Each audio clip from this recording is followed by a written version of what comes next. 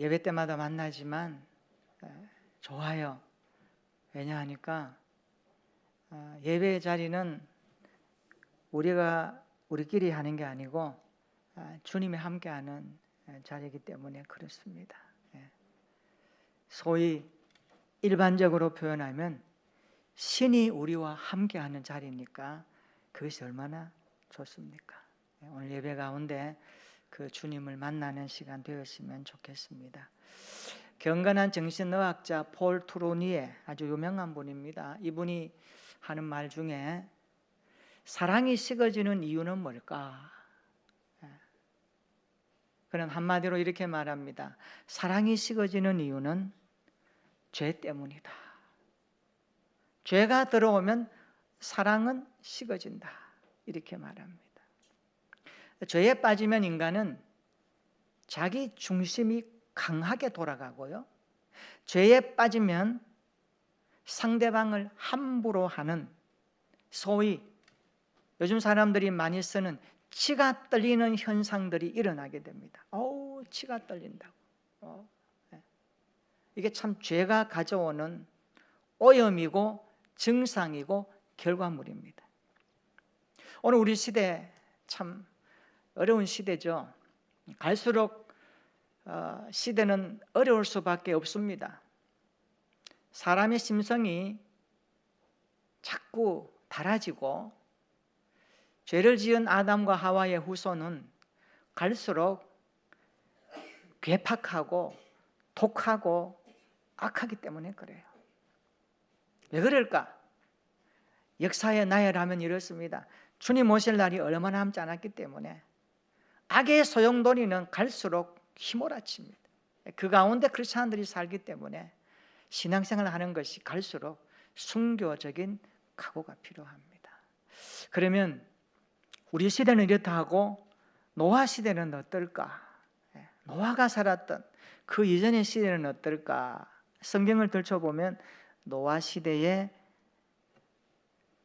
증상과 그 시대를 한마디로 이렇게 기록합니다. 창세기 6장 5절에 보니까 여호와께서 사람의 죄악이 세상에 가득함과 그의 마음으로 생각하는 모든 계획이 항상 악할 뿐임을 보시고, 이 한마디가 노아 시대를 이야기해 줍니다.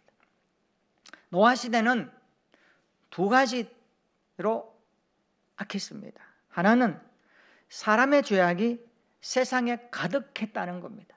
사람의 죄악이 세상에 가득했고, 두 번째, 그 사람들이 마음으로 생각하는 모든 계획이 그 다음에 뭡니까? 항상 악하다 이랬습니다. 항상 악하다. 노아 시대는 죄로 말미암아 세상과 사람들이 회복 불능 상태에 빠져버렸습니다. 회복 불능. 그래서 그 다음 구절 보면 창세기 6장 6절에 보면 하나님께서 땅 위에 사람 지으셨음을 한탄하시고 마음에 근심하시고 그랬습니다. 한탄하시고 이 말은 신음하셨다는 겁니다. 하나님이 신음하셨어요. 근심하시고 이 말은 마음이 찢어졌다는 겁니다. 여러분, 근심할 일이 많으면 계속 몰려오면 마음이 찢어지거든요. 밤에 잠이 안 오거든요. 그러니까 노아가 살았던 그 시대의 사람들을 바라보시는 하나님의 마음은 신음하는 아픔이요 마음이 찢어지는 고통을 느끼신 하나님이시다. 그렇게 말씀합니다.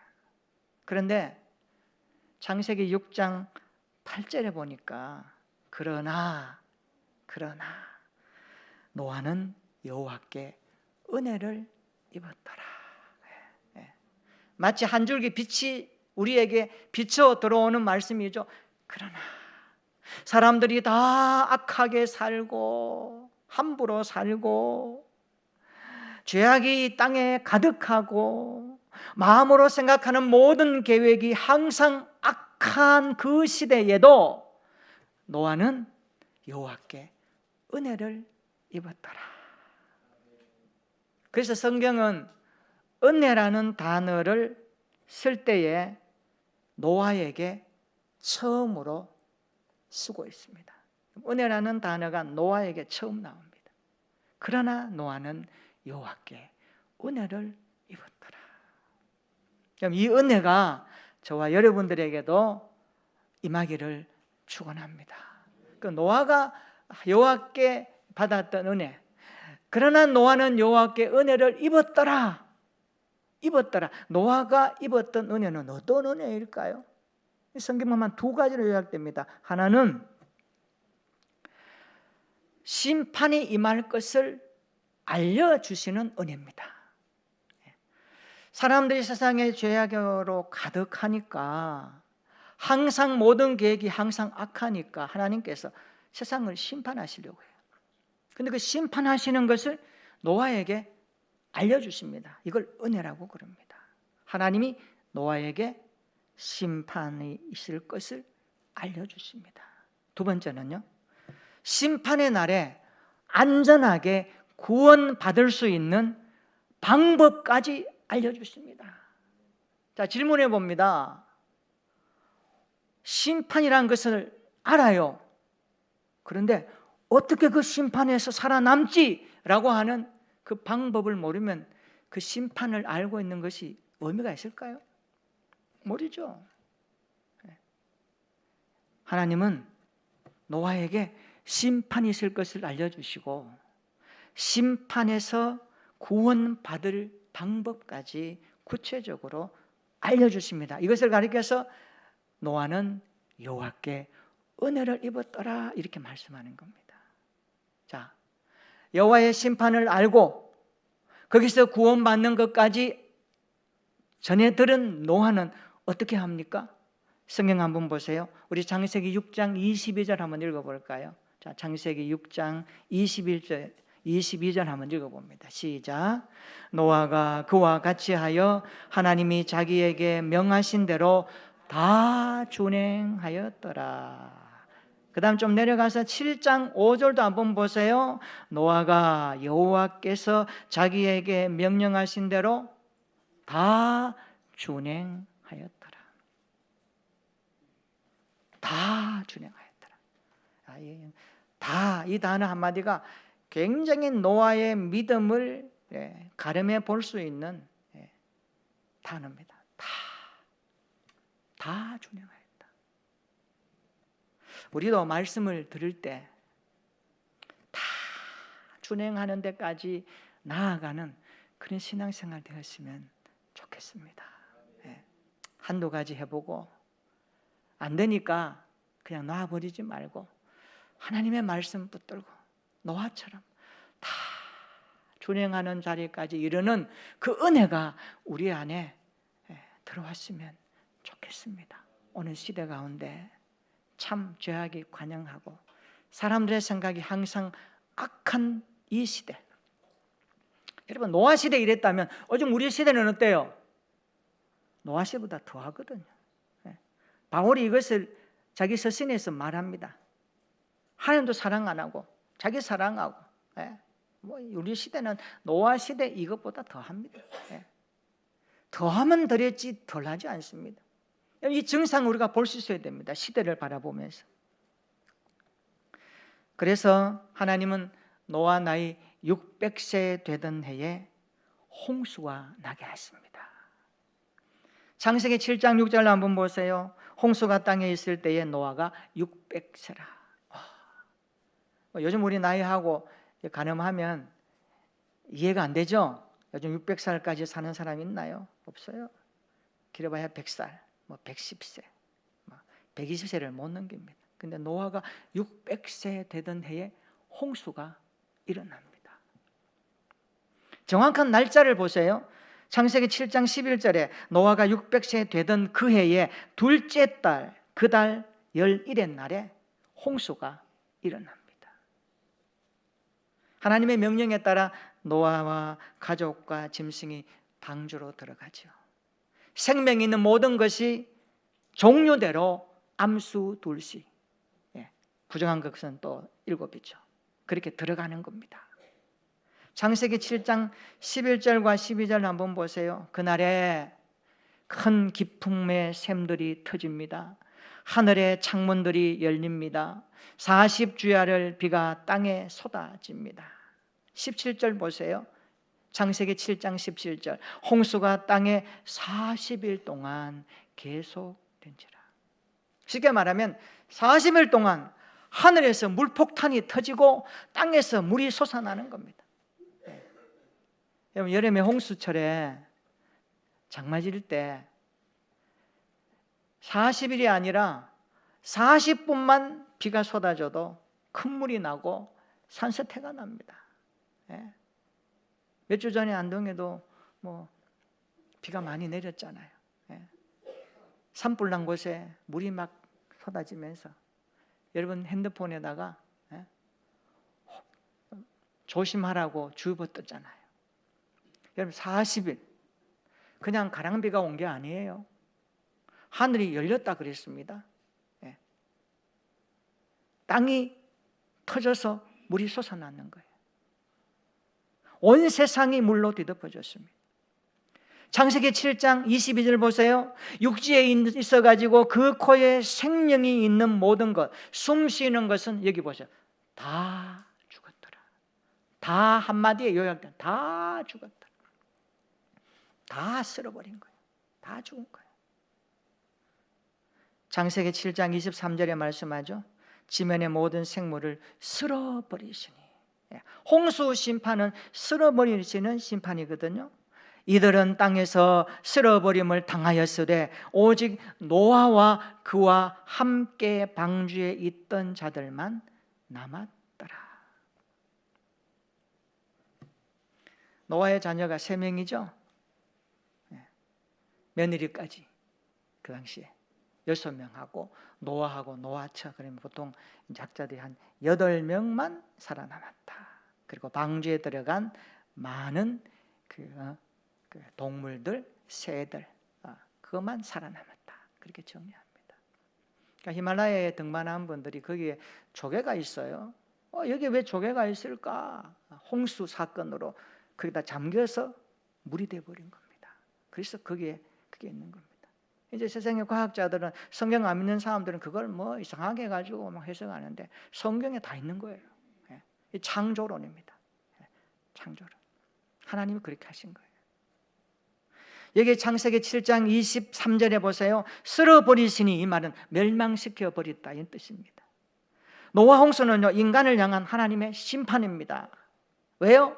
죄악이 관영하니까. 그러나 오직 노아는 그와 함께 방주에 있던 자들로 다 살아났다. 방주 안에 있던 자는 안전했습니다. 방주 밖에 있는 사람들은 다 멸망했습니다. 성경을 방주를 가리켜서 구원의 이미지로, 구원의 상징으로 많이 가지고 갑니다. 방주, 구원의 방주. 구원의 방주. 왜? 물 가운데서 방주 안에 있는 사람은 다 구원받았으니까. 이게 성경에 어떻게 메시지를 하냐 그러면 바로 구원의 방주 대신 예수 그리스도 안에 들어오면 심판 중에도 구원받는다. 이렇게 메시지를 가지고 가는 겁니다. 우리가 품고 기도하는 태신자들이 방주 안으로 들어오기를 기도하셔야 됩니다. 기도하셔야 돼요. 방주 밖에 있으면 하나님의 심판을 당해낼 자가 없습니다. 천하장수도요, 아무리 영웅호걸도, 아무리 재산을 많이 가진 부자라도 방주 밖에 있으면, 여러분 40일 동안 물폭탄 맞고 살아남을 사람 누가 있습니까? 성경은 말합니다. 다 죽었다 그랬습니다. 예수 밖에 있으면 천국 못 들어가고 다 죽는 거예요. 이게 심판이거든요. 우리가 잘 봐야 되는 겁니다. 우리가 품고 기도하는 태신자들이 구원의 방주 되시는 예수님 안으로 들어오도록. 누가 들어오게 됩니까? 저와 여러분들이 들어오게 됩니다. 예수 믿어야 돼. 구원 받아야 돼. 천국은 있어. 하나님의 자녀 돼야 돼. 그렇지 않으면 지옥 가. 노아 방주 사건을 이야기해 주는 겁니다. 홍수가 끝나자 방주에서 노아가 나옵니다. 어떻게 합니까? 제단을 섰습니다. 여호와께서 그 향기를 받으십니다. 다시는 사람으로 땅을 저주하지 아니하리라고 하나님께서 말씀하십니다. 그래서 하나님은 노아와 언약을 세우십니다. 그 언약이 창세기 9장에 나오거든요. 우리 창세기 9장 13절 한번 읽어볼까요? 자, 창세기 9장 13절입니다. 시작. 내가 내 무지개를 구름 속에 두었나니 이것이 나와 세상 사이의 언약의 증거니라. 아멘. 하나님께서는 홍수 심판 이후에 노아와 언약, 약속 하나 하는 겁니다. 이제는 인류를 결코 물로서 심판하지 않을 거야. 노아가 이렇게 질문했대 봅시다. 하나님, 그거 어떻게 믿어요? 어떻게 할 수 있어요? 내가 약속 하나 할게. 하늘에 무지개를 만들어 놓을 거야.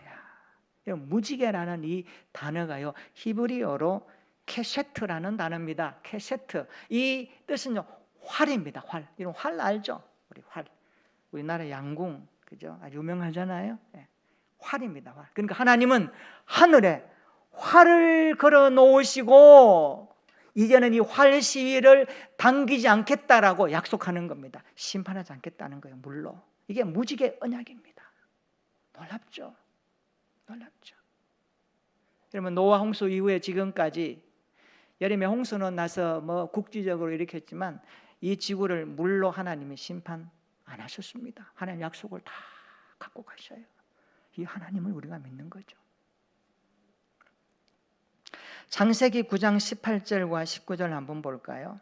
자, 오늘 본문 앞에 나오는 구절인데 한번 읽어봅시다. 시작.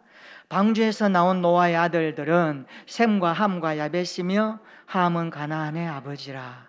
노아의 이 세 아들로부터 사람들이 온 땅에 퍼지니라. 아멘. 자, 이게 중요합니다. 노홍수 이전에는 사람들이 많았어요. 근데 다 죽어요. 자, 노홍수 끝나고 나니까 인류가 이제는 퍼져야 되는데 노아의 가족만 남아있는 거예요. 종족이 번식돼야 되잖아요. 여러분, 창세기 말씀하잖아요. 땅에 충만하라, 번성하라, 땅을 정복하라. 하나님이 말씀하셨거든요. 노홍수 때 노아의 가족이 안 살아있었으면 인류의 종족 보존의 법칙, 하나님의 말씀은 끝나는 겁니다. 그럼 하나님 우리가 못 믿어요. 하나님 그렇게 말씀하셨는데 다 물로 심판하시고 끝내버리니까 하나님 거짓말쟁이 아닌가 그렇게 여길 수 있잖아요. 그런데 아니에요. 하나님이요, 노아 홍수 때 그 가족을 구원하시고 이제 여기서부터 인류가 이제 시작됩니다. 이걸 잘 보셔야 됩니다. 방주에서 나온 노아의 아들들 셈과 함과 야벳이죠. 함은 가나안의 아버지입니다. 노아의 이 세 아들로부터 사람들이 보세요, 온 땅에 퍼지니라.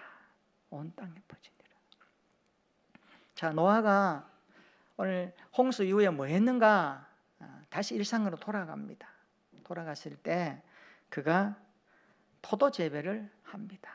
이 포도 재배를 한 노아가 다시 삶을 개척한 곳으로 추정되는 아르메니아 산간지대를 이 성경을 연구하는 고고학자들 연구해 보니까 이 아르메니아 산간 지역은 포도 재배지로 아주 유명한 곳이라고 합니다. 노아가 포도 농사한 거예요.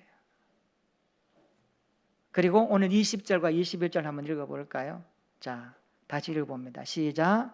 노아가 농사를 시작하여 포도나무를 심었더니 포도주를 마시고 취하여 그 장막 안에서 벌거벗은지라. 이 구절 읽어보면 노아의 그 부끄러운 모습, 포도주 마시고 취하여서 그 장막 안에서 벌거벗어 있는 이 노아를 봅니다. 노아를 봅니다. 요즘으로 말하면 집안의 가장이, 할아버지가, 나이 많은 아버지가 자식들 앞에서 벌거벗고 있는 겁니다. 그것도 술에 취해서. 이런 모습이 어디 있습니까? 베드로후서 2장 5절에 보니까요, 노아를 가리켜서 사도 베드로는 뭐라고 하냐니까 의를 전파하는 노아라 그랬습니다. 의를 전파하는. 노아의 인생의 의라는 것은요, 굉장히 중요합니다. 하나님이 심판하신다 할 때에, 알려줄 때에 노아가 방주 지으면서 전도 안 했겠습니까? 안 했겠어요? 외쳤단 말이에요. 그 사람들 콧방귀도 안 인기는 거예요. 이 마른 대낮에 무슨 홍수냐고 노아가 외쳐도 안 듣는 거예요. 이게 참 실의 아픔이죠. 홍수가 날 것을 하나님이 노아에게 말씀하셨는데 방주를 만들어라, 거기에 들어가야 산다는 것을 노아는 은혜로 받았는데 사람들이 안 듣는 거예요. 안 들어요. 복음이란 게요, 듣는 사람이 있고 안 듣는 사람이 있더라고요. 아무리 해쳐도 안 들어요. 근데요, 너무 실망할 필요 없어요. 하나님의 시간표에 따라 그가 믿기로 하나님이 작정하시면 반드시 하나님이 부르십니다.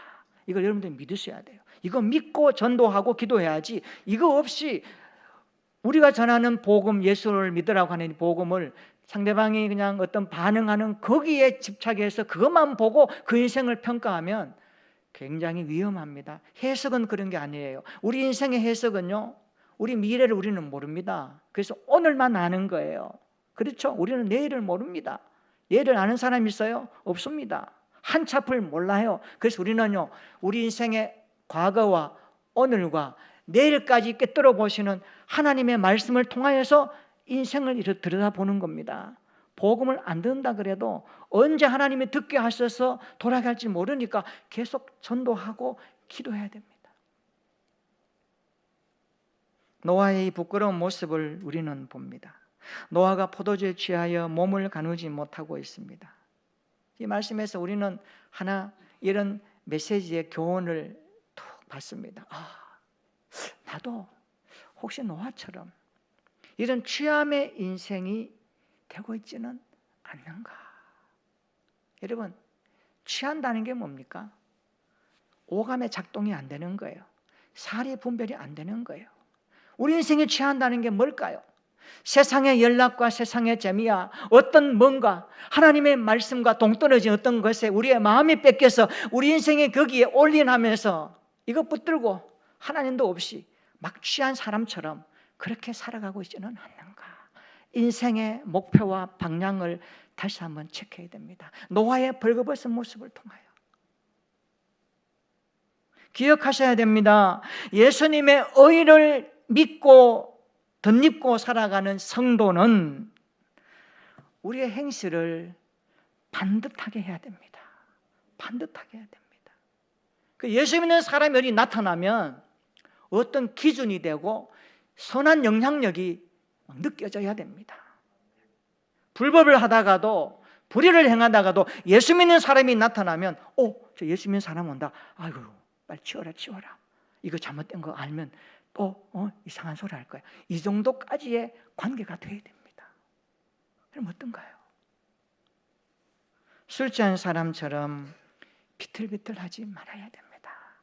오늘날 세상이 교회를 크리스찬을 왜 함부로 대할까요? 이것 때문에 그래요. 예수는 믿는데 명목상의 그리스도인이고 무늬만 그리스도인이지 내용이 예수가 안 보이면 세상 사람들은 콧방귀 낍니다. 너나 나나 똑같구만. 너도 불법하고 너도 함부로 사는데 무슨 말을 듣겠냐, 이런 자세거든요. 거기에 무슨 영향력이 있겠습니까? 그래서 예수 믿는다는 것은요, 쉬운 게 아닙니다.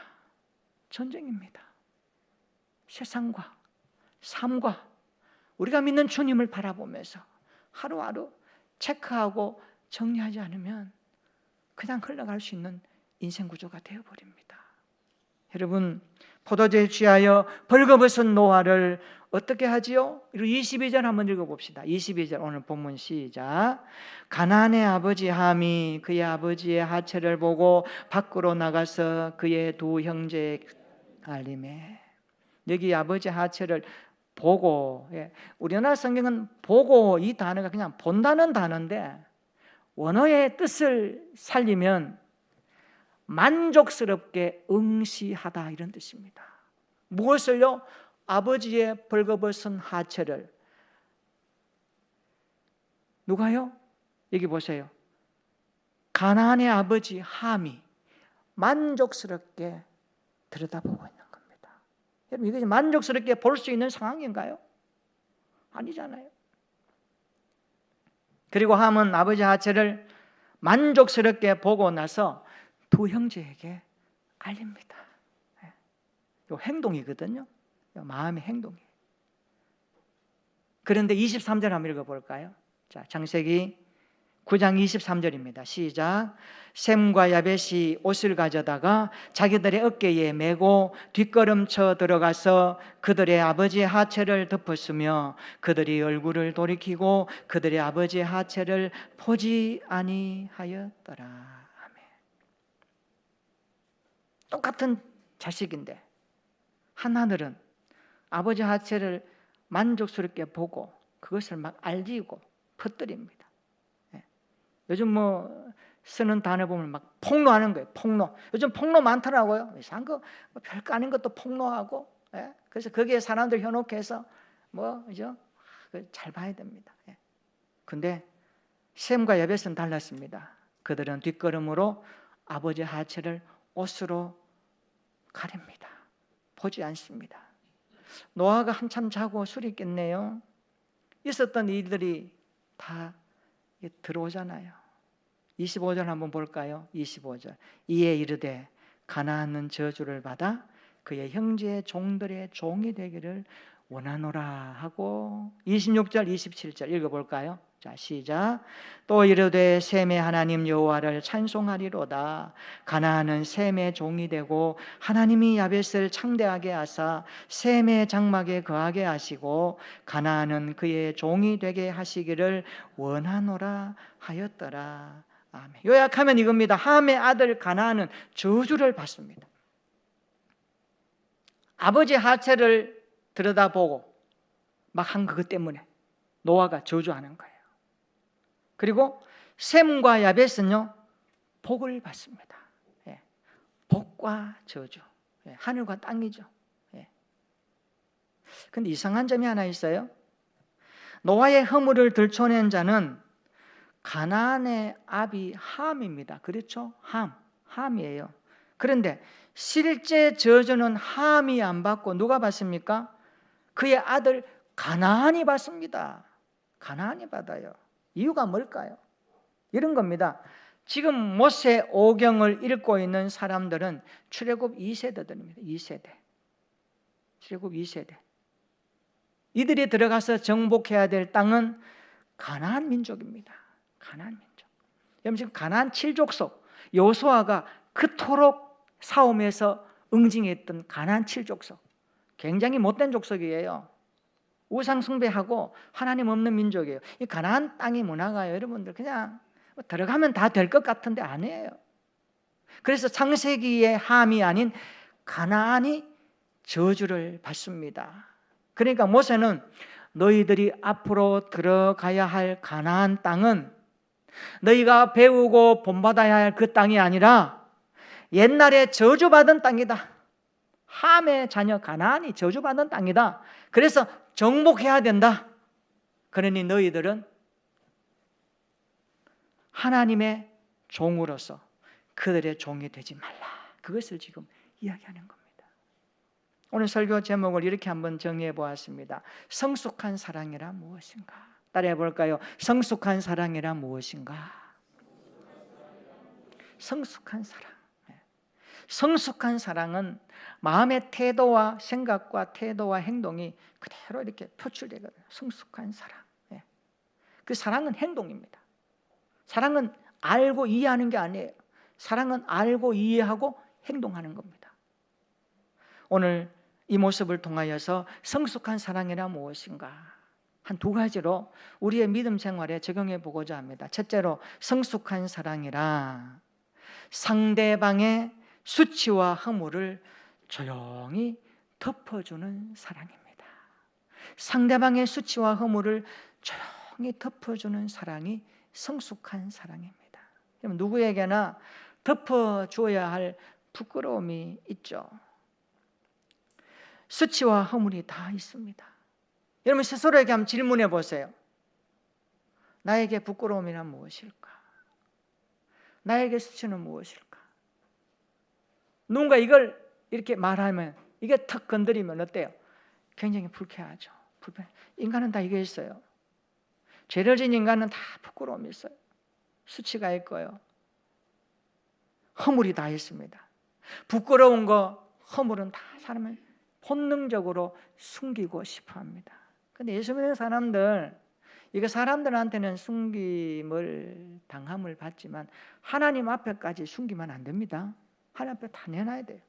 내놓고 기도해야 됩니다. 하나님의 은혜로 다시요, 상처받은 것은 치료되고 회복되기를 하나님 말씀 앞에 놓고 기도하셔야 됩니다. 이거 그냥 가지고만 계속 덮어주고 가면 안 되는 거예요. 잘 봐야 됩니다. 함은 아버지의 수치와 허물을 덮어주지 않고 막 드러냅니다. 그렇죠?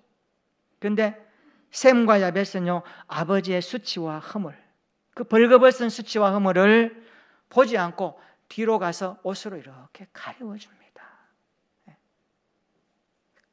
이게 성숙한 사랑입니다. 성숙한 사랑은 상대방의 수치와 허물을 조용히 덮어줍니다. 알고도 말하지 않고 덮어주고, 오히려 그를 위해서 더 기도해주고, 언젠가는 또 깨달아서 잘 되겠지. 그러면 자녀들도요, 부모가 이런 마음으로 지극한 사랑으로 자녀들을 양육하면요, 우리 자녀들이 철들면서 하나하나 이게 개선되거든요. 근데 막 드러내고 하면서 막 지적질하고 해보세요. 그게 사랑이 있다 하지만요, 사람이란 게 그렇거든요. 사람이란 그래요.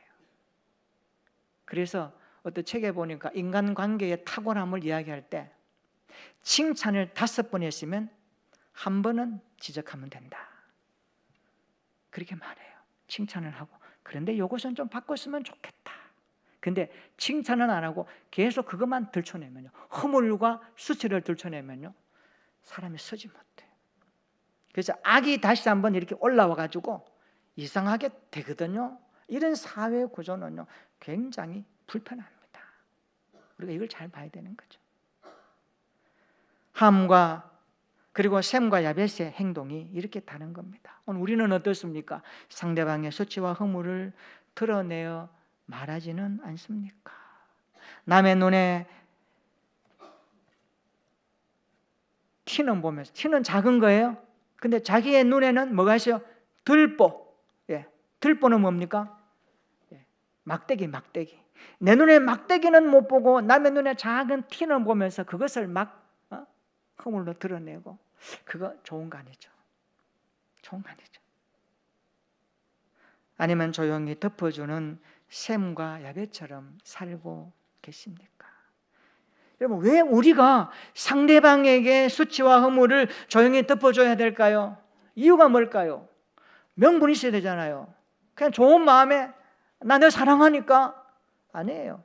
우리 크리스천들은 어떤 명분과 근거가 있어야 됩니다. 왜 그럴까요? 주님이 우리의 수치와 허물을 십자가에서 덮어주셨기 때문입니다. 아멘이시죠? 네. 하나님께서는 아담의 허물을 뭐로 덮어주셨습니까? 동물을 잡으셔서 가죽옷으로 덮어주셨어요. 아담과 하와가. 네. 뱀의 유혹에 깨서 하나님 먹지 말라는 선악을 알게 한 나무의 실과를 먹고 나니까 눈이 밝아졌네요. 근데 그 눈이 밝은 것이 하나님 같이 된 게 아니라 자기의 죄가 보이고 허물이 보이는 거예요. 아이고 부끄럽네. 나무 뒤에 숨어 있으니까 하나님이 아담아 내가 어디 있느냐 찾아오셔서 가죽옷으로 덮어주셨어요. 그래서 이 성경신학적으로 구속사적으로 이 가죽옷을 지어 입을 때 동물이 죽었던 그것을 예수 그리스도의 십자가의 죽음을 거기서부터 하나님께서 이렇게 모형론적으로 이렇게 던져주십니다. 우리의 허물과 죄는 예수님의 십자가의 피로 덮어주셨죠. 그래서 십자가는 따라 봅시다. 우리의 수치와 허물을 덮어준 사건입니다. 십자가의 보자기로 우리의 허물과 죄를 덮어주신 그 사건 때문에 우리가 하나님 앞에 당당하게 설 수 있는 겁니다. 그거 아니면 우리가 못 서는 겁니다. 그래서 다윗은 이렇게 고백합니다. 시편 32편 1절입니다. 허물의 사함을 받고 죄가 가리워진 자는 복이 있도다. 허물의 사함을 받아야 됩니다. 허물의 사함을 받기 위해서는 그 허물의 값을 누군가가 지불해야 됩니다. 예수 그리스도가 지불하셨고 우리의 죄가 예수 그리스도의 십자가의 피로 가려짐을 받은 자는 복이 있도다. 이 복이 뭘까요?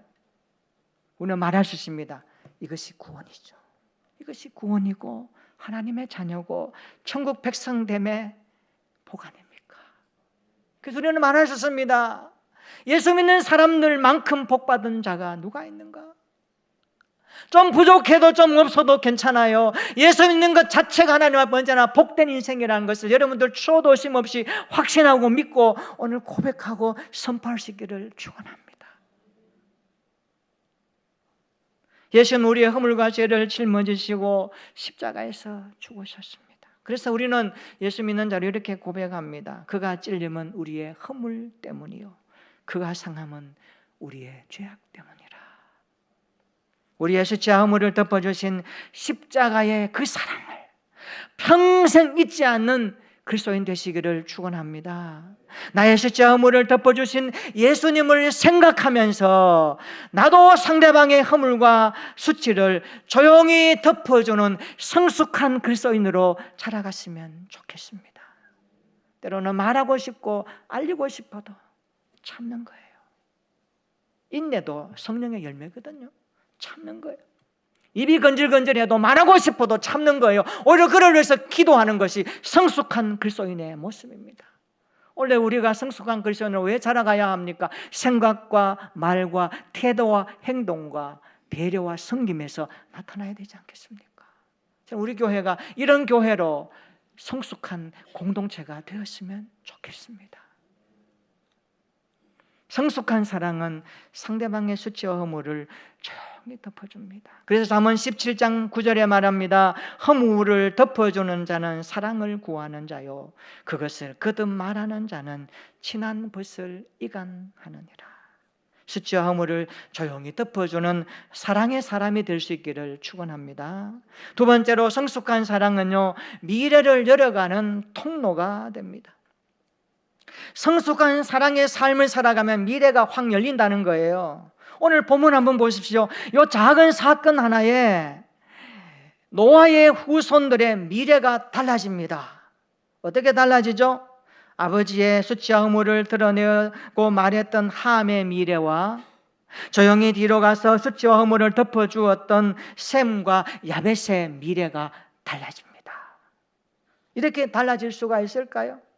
함의 아들 가나안은 저주를 받습니다. 그래서 형제의 종이 되는 비참함에 이를 것이고 셈은 셈의 하나님 여호와를 찬송할 것이라고 말씀합니다. 그리고 야벳은 창대하게 되리라고 말씀합니다. 여러분 오늘 본문 창세기 9장 26절 27절 자세히 한번 들여다볼까요? 이 두 구절에 그 중심에 있는 노아의 세 아들 중에 누가 있나요? 셈이 있습니다. 셈이 있어요. 보세요.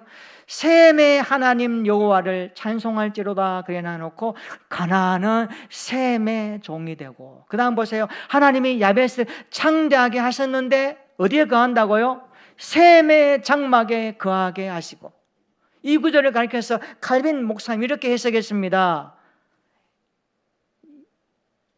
셈의 영향력 아래에 있을 것이다. 그러면 셈은 누군가?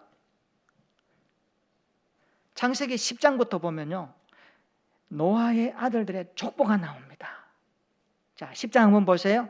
6절에 보세요. 함의 아들 중에 누가 나와요? 구스라는 자녀가 나옵니다. 구스, 함의 아들이죠. 아들 중에 구스가 나오는데 8절 한번 보세요. 구스가 또 니므롯을 낳았습니다. 점점 자녀들이 번창하고 번성하죠. 그런데 니므롯을 가리켜서 뭐라고 합니까? 그는 세상의 첫 용사라. 용사. 9절 한번 보세요. 그가 여호와 앞에서 용감한 사냥꾼이 되었다. 누가요? 니므롯이.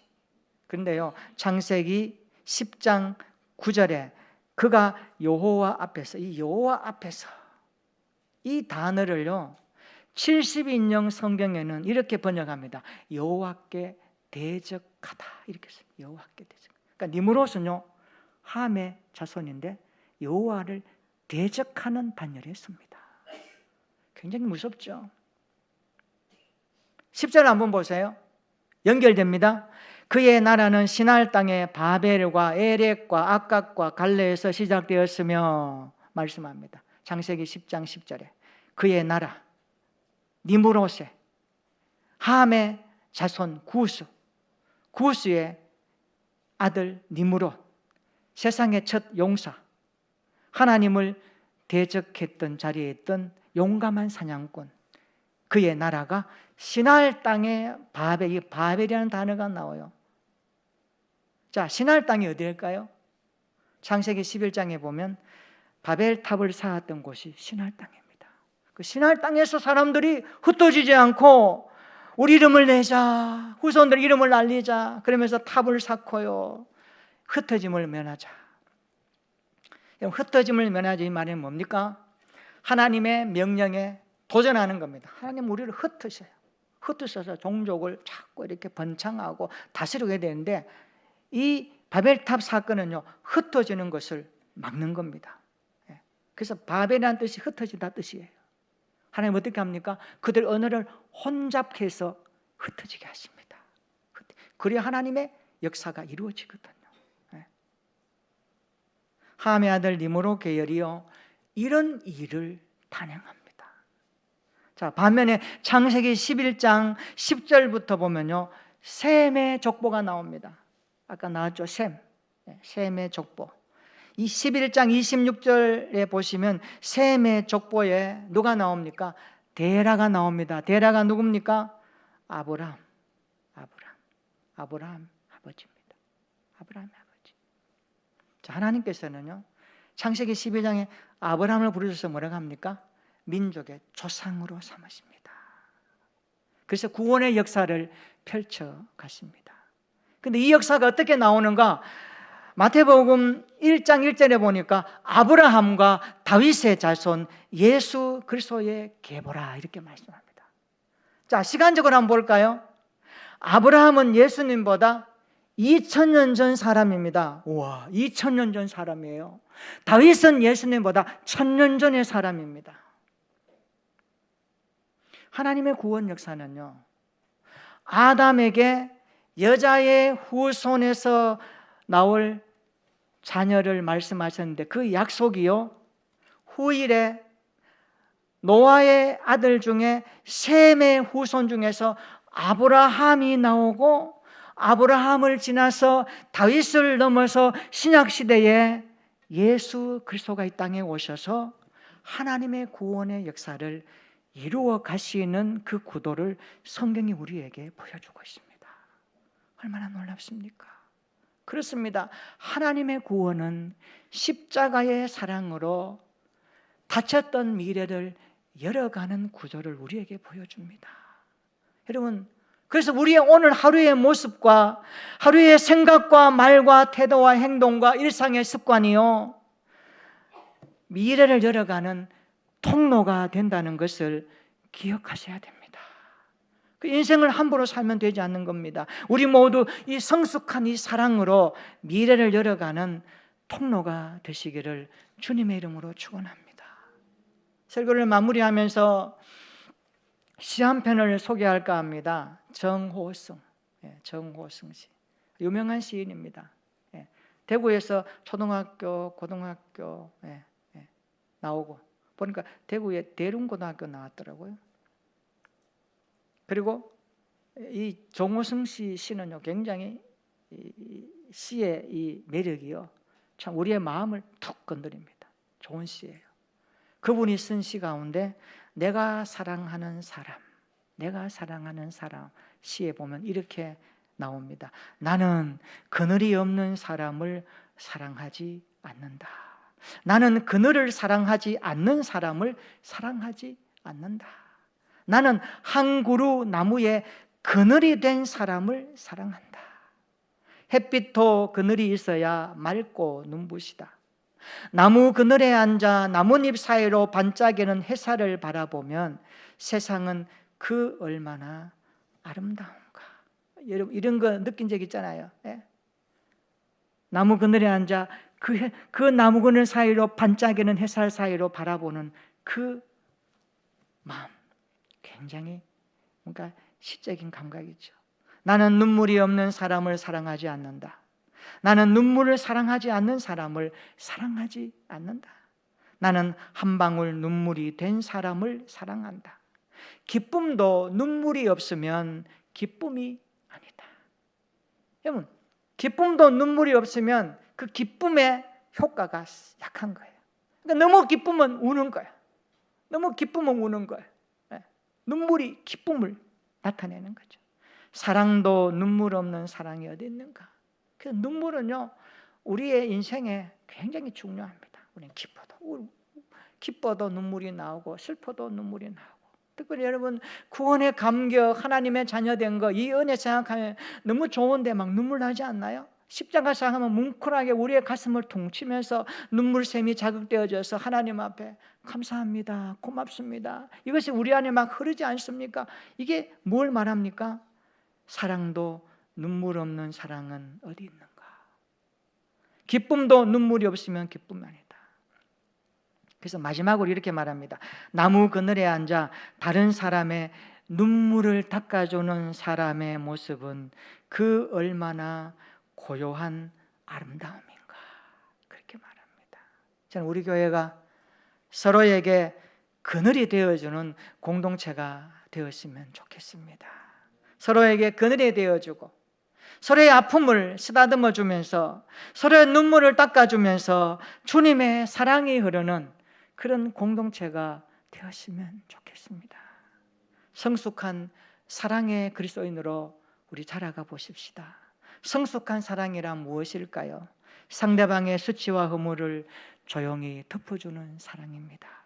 성숙한 사랑이 미래를 열어가는 통로가 되는 것입니다. 한번 따라해 볼까요? 상대방의 수치와 허물을 조용히 덮어주겠습니다. 성숙한 사랑으로 미래를 열어가겠습니다. 이런 은혜가 우리 일상 가운데 계속되어져서 우리의 믿음 생활이 날마다 더 성숙해지며 온전한 그리스도인으로 자라가서 하나님 앞에 영광이 되고 사람들에게 복음의 통로가 되고 축복의 통로가 되고 교회를 아름답게 세워가는 일에 존귀하게 쓰임받는 저와 여러분들의 신앙생활 되시기를 예수님의 이름으로 축원합니다. 아멘. 우리 한번 기도하겠습니다. 노아의 아들을 통해 성숙한 사랑을 배웁니다. 성숙한 사랑이 무엇일까요? 성숙한 사랑은 수치와 허물을 조용히 덮어주는 사랑입니다. 성숙한 사랑은 미래를 열어가는 통로가 됩니다. 이렇게 기도합시다. 하나님, 우리도 성숙한 사랑을 배우고 싶습니다. 상대방의 수치와 허물을 조용히 덮어주는 사람이 되게 하옵소서. 십자가에서 나의 수치와 허물을 덮어주신 예수님을 생각하면서 우리도 상대방의 수치와 허물을 조용히 덮어주며 기도하게 하옵소서. 성숙한 사랑은 미래를 열어가는 통로가 됨을 깨닫게 하옵소서. 우리의 모습, 생각, 말, 태도, 행동, 일상의 습관 하나하나가 미래를 열어가는 통로가 됨을 알게 해달라고 기도합시다. 그래서 서로에게 그늘이 되어주고 서로의 눈물을 닦아주는 주님의 사랑이 흐르는 교회 생활 되게 해달라고 우리 다 같이 기도하겠습니다. 하나님 아버지, 감사합니다. 노아 홍수 후에 노아의 세 아들을 통하여 배우는 진리의 말씀입니다. 성숙한 사랑이란 무엇일까? 수치와 허물을 조용히 덮어주는 사랑이 성숙한 사람임을 배웁니다. 상대방의 수치와 허물을 조용히 덮어주며 기도해주는 예수님의 마음을 품게 하여 주옵소서. 십자가에서 나의 수치와 허물을 덮어주신 예수님을 생각하면서 우리도 상대방의 수치와 허물을 조용히 덮어줄 줄 아는 크리스찬들이 되게 하옵소서. 성숙한 사랑은 미래를 열어가는 통로가 됨을 알게 하시고 우리의 모습, 생각과 말과 태도와 행동과 일상의 습관 하나하나가 미래를 열어가는 통로가 된다는 것을 깨닫게 하옵소서.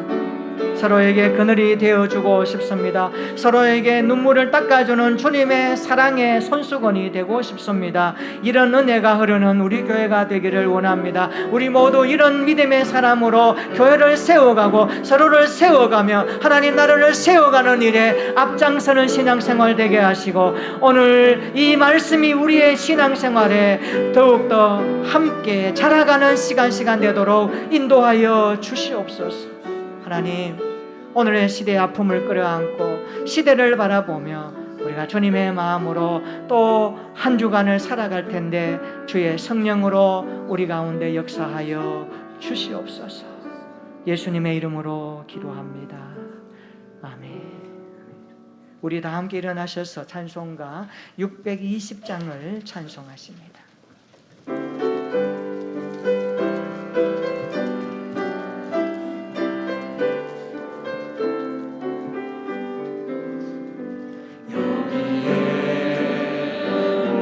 우리 주의